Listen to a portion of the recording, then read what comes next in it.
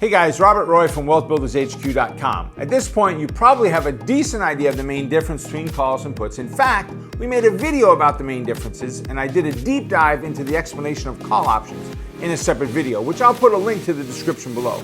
So now let's go into a little more detail on the other side of the option chain, which is puts. We'll talk about how to use them in your trading arsenal.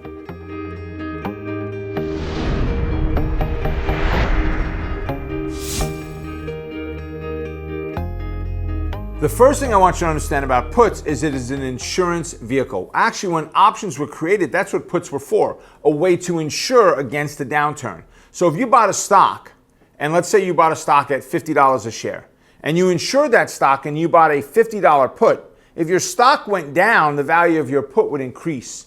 So that would insure not 100% of your money, but it would insure it just like, your car. Will you have a deductible? There would be a deductible on the option. It depends what option you chose on this wonderful option chain. Which option did you choose? And it'll help you understand how much of a deductible that you have. But insurance is the number one way. Traders then started to figure out that insurance wasn't the only way to use it. As these brand new traders were introduced to options, they realized that if they don't own the stock, but they think the stock is going to go down, we could buy a put option, and when the stock value drops, the put option increases. So that's the way I like to use them. I have certain vehicles and certain trade setups that I use it as an insurance, but I'm a big fan in my swing trades and my day trades to focus on purchasing put options for the purpose of when a stock drops, the value of the options increase. Let's do a deeper look into a put option as an example of a trade. So if I have a stock that's trading at $100 per share, and I think the stock is going to go down, I don't want to buy the stock, obviously, if I think the stock is going to drop. So what I could do is I could buy a put option. And the put option gives me the right and not the obligation to sell someone my stock at a set price on or before a set date. In other words, I can force somebody else to buy my stock at a certain price. Well, if the stock's trading at 100, and I can force you to buy it at $100 per share, and the stock drops to 90.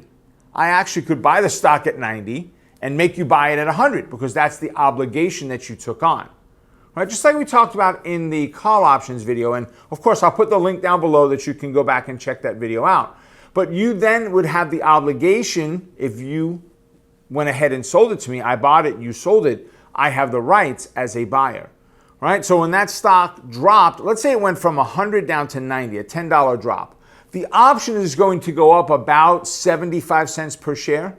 So I will see a $10 drop in the stock and my option will go up about $7.50 per share approximately. Could be a little bit more, could be a little bit less, depends on the stock, depends on the volatility, depends on news. There's other factors, but generally speaking, figure if you follow the rules that we teach at WealthBuildersHQ.com, you will learn that will be about it. About 75% of the stock's move is what you will get on the options move. So when we look at risk, there is risk with anything that you trade. If you bought the option for $4, that's what you spent, $4 on the option. Your entire $4 is at risk as a buyer. Now understand there is another avenue or venue of trading, which is a selling strategy versus a buying strategy. If you are selling puts, which are also known as naked puts or naked puts, depending on what part of the country you're from. But if you're selling naked puts, there's a different risk associated there. We're not going to talk about the naked component. We'll do another video in the future on those. This is the basics of what puts are.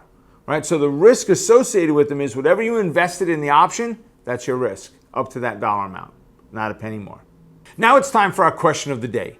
Do you use calls or puts in your option trading strategy? If so, what do you like about using them? Leave your answer in the comment section below. Until next time, make it a profitable day. Stay focused on the quest of being a great trader. Keep crushing it, and we'll see you at the next video. Folks, thanks for watching the video. I hope you enjoyed it. If you did, please make sure to give it a thumbs up. Go ahead and click the subscribe button so you can follow along with all of our great content, and ring the bell so you never miss anything new that comes out.